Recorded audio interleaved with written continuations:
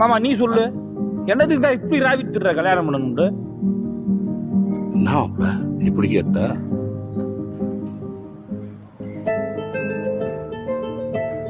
ஊரெல்லாம் சுத்தி தின்னுட்டு வீட்டுக்கு போறப்ப நானே கதவை திறக்காம உள்ள இருந்து என் பொம்பளையால் கதவை திறக்கணும்.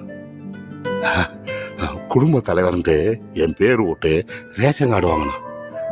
ஜோடியா நின்று போட்டோ எடுத்து அதை பிரேம் பண்ணி வீட்டுல மாட்டி வைக்கணும். பொம்பளை இல்லாத வீடுண்டு என் வீட்டுக்கு பத்திரிக்கையே வந்ததில்ல. எனக்கு பத்திரிக்கை வரணும் பிள்ளைய. எங்காரு அந்த விசேஷத்துக்கு என் பொண்டாட்டியோட போய் நல்லா சாப்பிட்டு முறைய செஞ்சு கொலாரடியால என் பேரை கேட்கணும். எங்காரு ராத்திரி எங்கேயாவது நின்று ஆளுகளோட பேசிக்கிருப்பேன்.